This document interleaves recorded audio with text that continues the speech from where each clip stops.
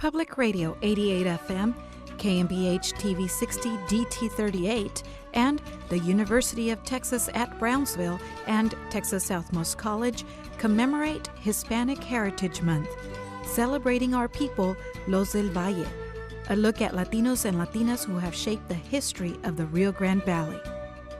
On the southernmost tip of the United States lies the Rio Grande Valley, with a history and culture as deep and as rich as any geographic area in the world.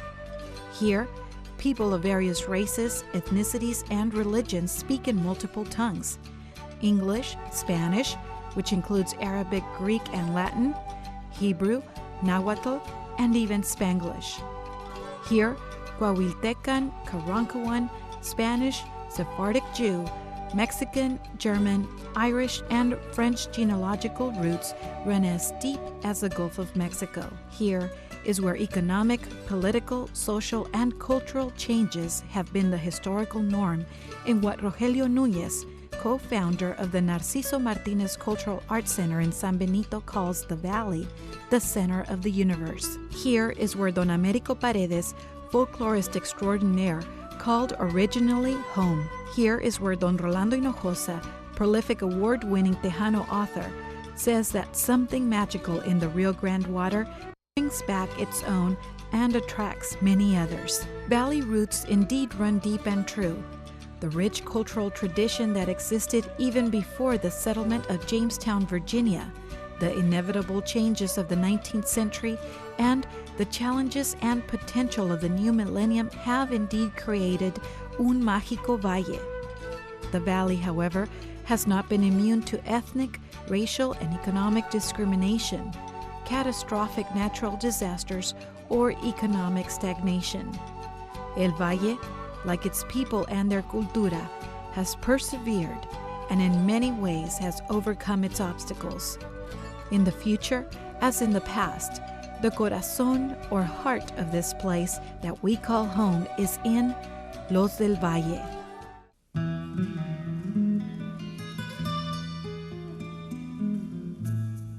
Although land grant ownership in South Texas is generally associated with men, there are notable Tejanas who are matriarchs of ranches. One of these was Rosa Maria Hinojosa de Valle. She was born in 1752, only 2 years after José de Escandón established the first Spanish colony in the lower Rio Grande Valley. Author of the book, I'd Rather Sleep in Texas, Mary Margaret McCallan Amberson shares these insights. I think the study of Doña Rosa Maria is very important in that she is the first known example in our region of the lower Rio Grande Valley to actually be able to conduct business on the level that any man could at the time. In fact, more so in many ways. It's interesting to note that so many who claim to be pioneers or first frontier families, they stake that claim so much on that first man. The women, though, if they did the right things and they knew what they were doing, they could succeed just as much. A member of a wealthy family, Rosa Maria was highly educated. She married José María Valle, and upon his death in 1790, she inherited the land grants that her husband and father acquired. Her estate, however, was debt-ridden, and she had 3 young sons to raise alone. But that did not stop her from increasing her land to nearly 650,000 acres by 1798, which is 1/3 of the present-day lower Rio Grande Valley. Recognized as the first cattle queen of Texas, Doña Rosa established her ranch headquarters in present-day La Feria. She exercised unquestioned authority over the area and was generally referred to as La Patrona. This aristocratic landowner fulfilled the role of madrina or godmother to many. She practiced Catholicism fervently and encouraged one of her sons, José Nicolás, to become a priest. Well, the padre, I don't want to say he was Doña Rosa's favorite son, but he was certainly astute and well-educated and had hope for land himself. She succeeded in getting land grants, I think, for just about all of her children. And they applied for the land grant known as Isla de los Brazos or Brazos Santiago, which today is known as Padre Island. While 20th century Valley intellectuals such as Carlos Castañeda and Américo Paredes were analyzing class and race structures, a woman from Roma, Texas, was adding the gender perspective to an already existing body of work. That was Jovita González de Mireles, folklorist, historian, writer, and teacher. Jovita González was born on her grandparents' ranch near Roma in 1903.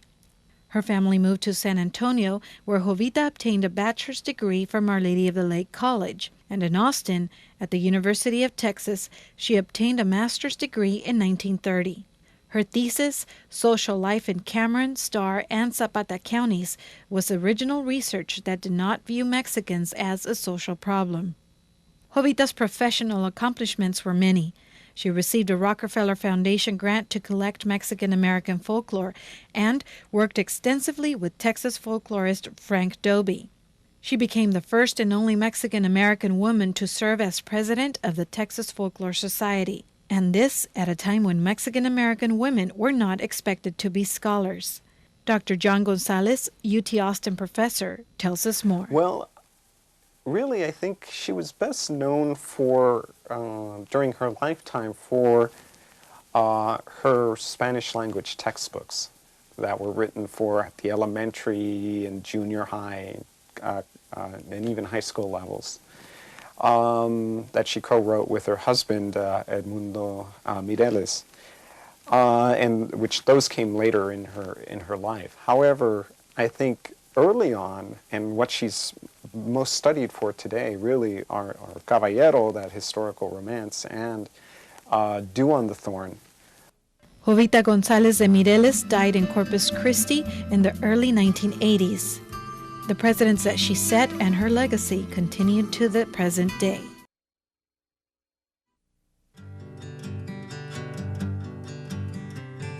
As you drive into the city of San Antonio on Highway 37, you'll notice that intersecting Highway 90 is named Jose Lopez Highway.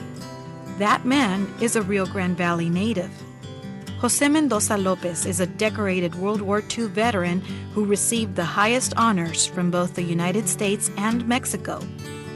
In a personal interview, Mr. Lopez recalls receiving the Medal of Honor from General James Van Fleet. Next morning, everybody was looking for Sergeant Lopez.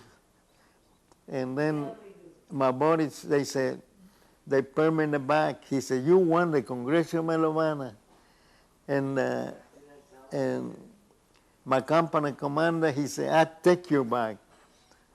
And he got a Jeep and brought me back to Nuremberg in Germany to meet General James Van Fleet.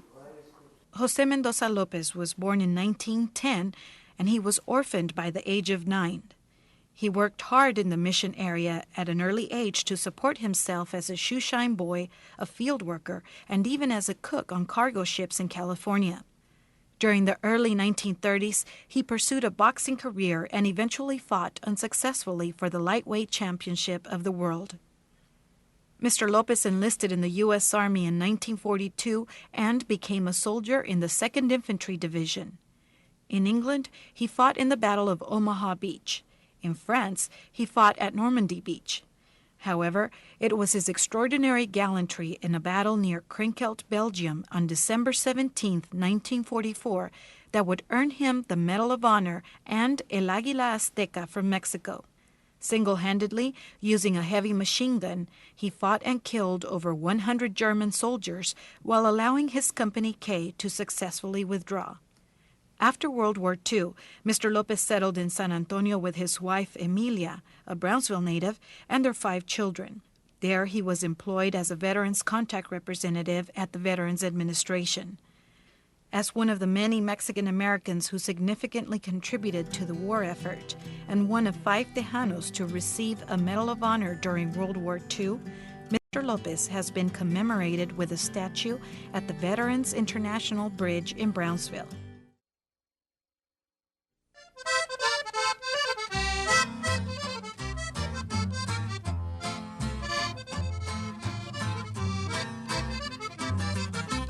Who in this valley does not recognize this sound? This combination of acordeon and bajo sexto gave birth to a musical style that has proudly spread far beyond the borders of South Texas, conjunto music. It was in the communities along the old military highway that a young man named Narciso Martinez was among the first to practice this combination and make musical history with a 1935 recording of La Chicharronera. Narciso or Chicho Martinez was born in Reynosa in 1911. As a farm worker in the Valle and Corpus Christi, he listened to field workers whistling música ranchera and became exposed to the polkas of German and Polish immigrants. His older brother, Santos, taught him to play the accordion. Forming a musical duo during his early 20s with bajo sexto player Santiago Almeida, Narciso launched a successful recording career with Bluebird Records and Discos Ideal that earned him the moniker El Huracán del Valle. Narciso Martinez performed at hundreds of public and private gatherings throughout Texas, California, Arizona, New Mexico, and the Great Lakes region. Although earnings were meager, the conjunto music he launched eventually became popular nationally and internationally. Martinez received numerous awards for his musical contribution, including the prestigious National Endowment for the Arts Award for Lifelong Achievement. On his 80th birthday, Narciso Martinez performed at the inauguration of the Narciso Martinez Cultural Arts Center in San Benito. Dr. Americo Paredes, 20th century folklorist and scholar, helped rewrite history to better reflect the experience of Mexican Americans along the border. His landmark dissertation, published in 1958, with his pistol in his hand, was based on El Corrido de Gregorio Cortés and gave a historical account of border ballad heroes of the 19th century. Show what had been done, the injustices that have been done to our people, and the value of our heritage. Much of that fell on deaf ears until I finally was able to come here. I wanted to give our side. I had written this novel. Nobody even wanted to read it. I even forgot about it. I was very much aware. I certainly was not the only one. That what we were taught in school at the time and what we knew in our hearts from what our elders told us was different, that our heritage was not being given the respect that it deserved. It was not easy, however, for Don Americo to obtain his education.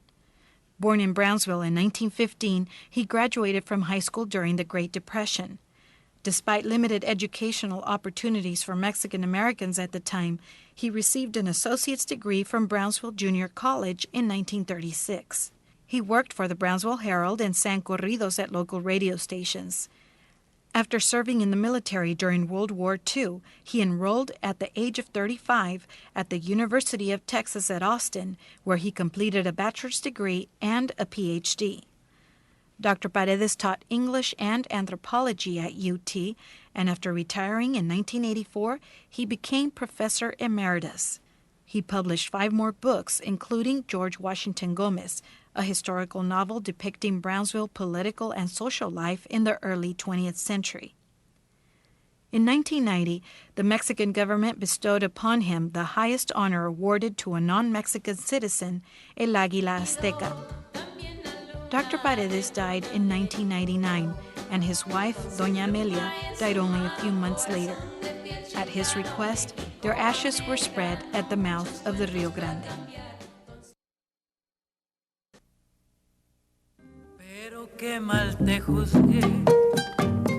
Do you know who Chelo Silva is? Ask anyone who's over 40 and familiar with Mexican pop culture, and they will know. Chelo Silva was a popular bolero singer of the 1950s and the best-selling female Hispanic artist on both sides of the border. She toured with Mexican artists José Alfredo Jiménez and Lola Beltrán throughout Mexico and South America. And in New York City, she performed with the orchestras of Javier Cugat and Ron Weil. Teresa Palomo Acosta, author of the book Las Tejanas, 300 Years of History, talks about Chelo's significance.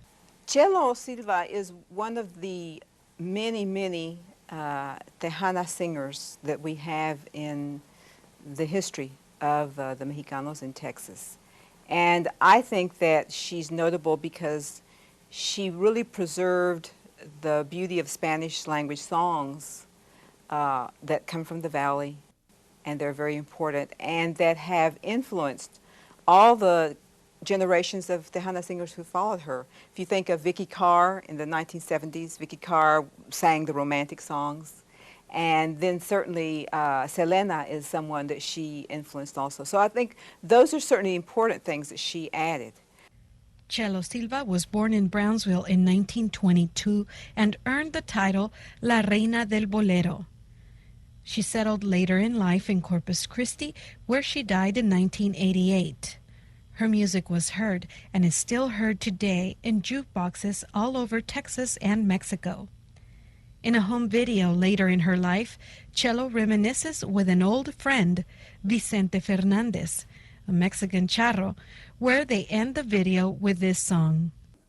Está sellado por el destino que tú serás mi compañero y que iremos por un camino hasta que alguno de los dos se muera. ¡Bravo! Muchas gracias a Vicente, muchas gracias a Chelo. We have a saying here in the Rio Grande Valley. Es el agua. It's the water, the Rio Grande water. It claims you, you understand it's yours, and you belong to it too. No matter where we work, we always come back to the border, to the valley. Es el agua. Yeah. Es el agua, one of Rolando Hinojosa Smith's essays, captures the historical and cultural essence of the frontera through its literary imagery. Those who claim hard work never killed anybody are fooling themselves and their friends. Hard work is hard. That's why they call it that. It's killing, but there's a certain kind of pride, foolish pride perhaps, and unexplainable too, but a family is proud of what it does and what it can do. Dr. Hinojosa Smith teaches English and creative writing at the University of Texas at Austin. He has authored many books, including Estampas del Valle y otras obras, which earned him a Quinto Sol Award in 1973. His other works include Generaciones y Semblanzas, Korean love songs, Rights and Witnesses, and Partners in Crime. His work has been translated to 7 languages, and his Cleo City Death Strip series, a serial work set in fictional Belkin County, continues to be the subject of master's and doctoral theses in this country and abroad. Born of a Mexican-American father and an Anglo-American mother in Mercedes, Texas in 1923, he considers the stability of his childhood and his bilingualism as crucial to his writing career. It grounded him with a sense of place and belonging and provided a wide array of writing material. The young Rolando came from a family of avid readers. He read many novels, The New Yorker, and Spanish literature from La Prensa, published in San Antonio.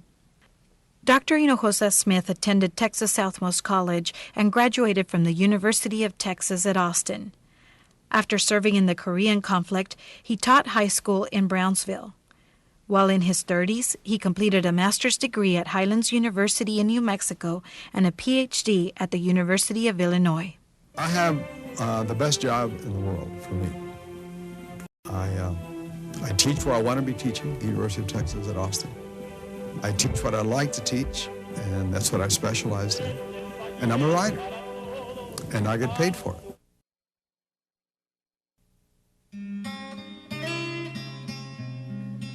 Ranching is one of the oldest traditions in the Rio Grande Valley. During the mid-1800s, longhorn cattle from South Texas were driven by vaqueros northward and eventually shipped to eastern markets. Francisco Iturria continues to maintain the ranch that his family has owned for over 100 years. The Iturria Ranch was originally 80,000 acres and is located in Kennedy and Willacy counties. It not only produces beef, cattle, and horses, but crude oil and natural gas as well. Frank Iturria graduated from Brownsville High School in 1940. He studied at Texas A&M University, where he received a doctorate of veterinary medicine in 1947. He served as an Army corporal during World War II and as an Air Force captain during the Korean conflict. He then obtained a Master's of Arts in Political Science from the University of the Philippines in 1956. Frank Iturria returned to his native Rio Grande Valley, where together with his wife Mary, he continued to expand his ranching and banking business and serve the community. In 1956, he was appointed by President Eisenhower as Collector of Customs. In 1982, he was appointed by President Reagan to the South Pacific Commission, and in 1990, he was appointed by President George Bush as member of the Inter-American Foundation. In 2001, he was appointed as a commissioner on the Texas Historical Commission. Mr. Iturria has been an advocate of wildlife conservation in South Texas. One of his favorite projects is the preservation of the endangered ocelot. I keep the ranch tradition of the family going, and my grandchildren, my grandson is going to keep it going, and we also are very conservative when it comes to wildlife and habitat. And I've received many awards on conservation for habitat, one of them being the endangered ocelot, which I, as a private landowner, have the largest number of ocelots on my property than anyone in the United States. The Iturria Ranch has endured despite a changing economy, and Mr. Iturria, its patriarch, hopes to pass on this legacy to future generations. The Great Depression brought economic hardships to people throughout the United States, including those in the Rio Grande Valley. Yet living through that era gave some people the strength to deal with later adversities. Such was the case of business and civic leader Mary Rose Cárdenas. I just am very thankful that I live in a community that allows us to be able to express ourselves and help, and to know that the people here have the skills and the work ethic that we need to be successful. Mary Rose Cárdenas was born in Mercedes, Texas. Her family settled in Brownsville, where she graduated from high school. A year later, her father became ill and was unable to work. Thus, at the age of 17, Mary Rose became the breadwinner of the family. In 1955, she married Renato Cárdenas, who owned a gasoline station and sold used cars. Their hard work paid off because in 1971, they acquired the Brownsville Buick franchise. It prospered significantly, and recently, Cárdenas Motors was named one of the top 100 Hispanic corporations by Hispanic Business Magazine, with dealerships in Brownsville and Harlingen. Mrs. Cárdenas' civic leadership includes a 19-year tenure as a board of trustee for Texas Southmost College and the University of Texas Brownsville. She was instrumental in this partnership and headed the fundraising of $1 million for a unique endowment scholarship program. Mrs. Cárdenas has also been a member of the Board of Trustees of Valle Regional Medical Center, developing a business plan for the $60 million facility that opened in 1998. She is a board member of the San Antonio branch of the Federal Reserve Bank and Driscoll Children's Hospital. Governor George W. Bush commissioned a Yellow Rose of Texas in Mrs. Cárdenas' honor for her dedication to expand higher education in South Texas.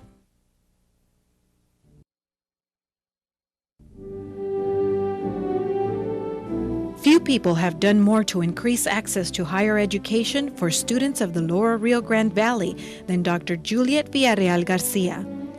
In 1986, she made history when she was named president of Texas Southmost College, the first Mexican-American woman to be named president of a U.S. college or university. Known for thinking outside the box, she was instrumental in the creation of a unique partnership between the University of Texas Brownsville and Texas Southmost College in 1991. To this date, this has enabled more than 12,000 students to earn a college degree. She was born Julieta Villarreal in Brownsville, Texas. Although her mother died when Julieta was only 9 years old, both her parents instilled the value of education and the importance of mastering English and Spanish. With the help of her husband, Oscar Garcia, she earned her bachelor's and master's degrees in speech and English from the University of Houston and gave birth to their 2 children, all by the age of 23. In 1976, at the University of Texas at Austin, she earned her doctorate in communications and linguistics. Dr. Juliet V. Garcia has received innumerable awards and honors, including an induction into the Texas Women's Hall of Fame and recognition by Hispanic Business Magazine as one of the nation's most influential Hispanics. She has also served as chair of the American Council of Education, the nation's foremost educational policy organization.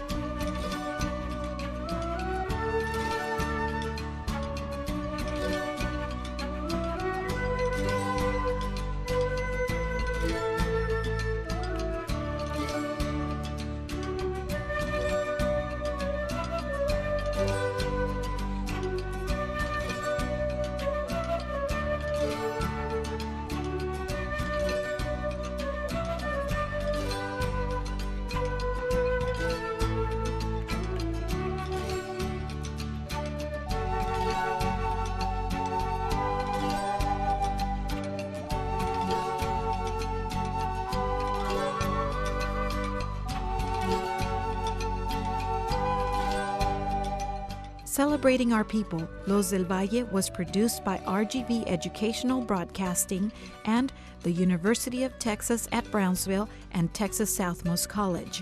Gracias por escuchar.